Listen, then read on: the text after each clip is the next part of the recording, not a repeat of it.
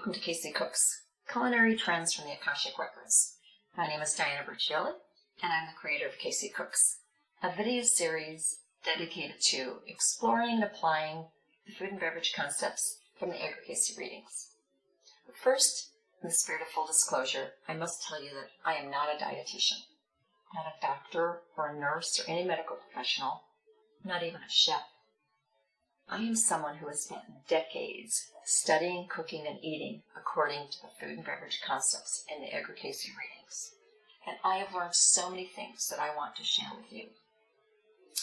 For those of you not familiar with Edgar Cayce, you might be wondering who he was and why we should care what he had to say about food.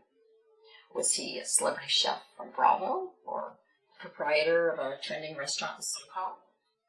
The creator of an organic line of foods like Newman's Own? No, he was none of these. In fact, Edgar Cayce died in 1945, years before any of the current day trends of food and beverage existed. And as a married man who lived in the first half of the last century, it's doubtful Edgar Cayce ever cooked a meal in his life. Most men of that era just didn't. Now, who Edgar Cayce was one of the greatest American psychics who ever lived. Over the course of his lifetime, he gave over 14,000 psychic readings to people who came to him asking for his help. The majority of these were medical in nature, meaning the people that came to him were sick. In most cases, their traditional medical doctors had given them up as hopeless, so they turned to Cayce. So Edgar Cayce, with no medical training or expertise, would go into a trance and was given the name and location of the inquiring individual, and then proceeded to give minute details about the conditions inside that person's body, and then to prescribe a treatment plan, which, if followed, in most cases resulted in significant improvement, if not complete cure.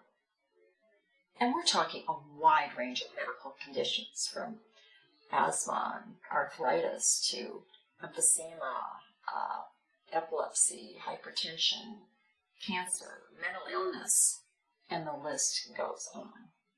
This is quite extraordinary. And for almost every treatment plan, there was a dietary component, and that is the focus of CayceCooks. When Edgar Cayce was asked in trance just where this incredible information came from, he replied, "The Akashic Records." Of course, the Akashic Records, right? Like whatever that means. Well, without trying to give a detailed explanation, which I'm not sure I could do justice to anyway, let me just say that for me, the Akashic Records is synonymous with the mind of God. Think about it. This was life-changing, life-saving information that could not have been knowable through any human means. To me, that just points to higher intelligence, which I choose to call God. Whatever you call it, I think we can agree. This was pretty important stuff.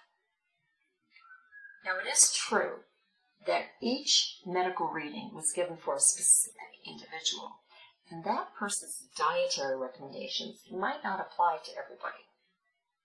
What we focus on in CayceCooks are those recommendations that were given over and over for enough different types of conditions and types of individuals that we can begin to glean a pattern that might be applicable to the majority of people. And then there were those who Cayce said outright, this would be good for all to do. So why am I doing this? Why not just let everybody read the readings for yourself and apply whatever dietary recommendations you think you want to? Edgar Cayce gave the majority of his readings in the 1920s, 30s, and 40s. Life was really different then. Most women didn't work outside the home. Most men worked close to home and didn't travel much. Life was slow. People were used to doing things the hard way, from scratch. And that, unfortunately, the hard way, is what characterizes most of the Cayce recommendations. So knowing this and understanding the disconnect between this valuable information and its practical application in today's world, I have come up with ways to interpret and explain the recommendations, to streamline and simplify the techniques while always remaining true to the original content of and intent of the readings. I want you to have access to this life-changing, life-saving information in a way that is understandable, doable, and delicious, and that fits in with your lifestyle and schedule. So I encourage you to approach this with an open mind. Even if you don't think you can make changes to your diet or lifestyle, or if you don't know if you need to or even want to, you might be surprised. Take things slowly. Even if you can only manage to make one change a week, that would be a step worth celebrating. Edgar Cayce frequently admonished seekers to take things jot upon jot, line upon line.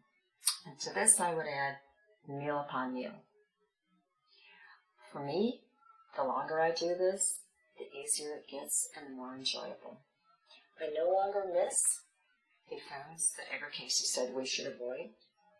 And I also no longer miss the cravings, excess weight, and other health problems that I used to deal with. So, just a word on the title of this program.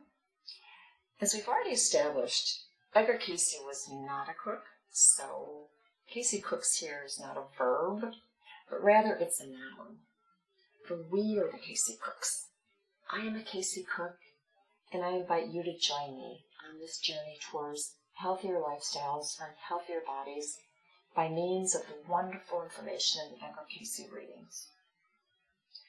Let me know how you do. I always love hearing from fellow eaters on the path. You can contact me at CayceCooks@gmail.com. I'll leave a note on YouTube. Thanks for your attention, and I look forward to seeing you again soon.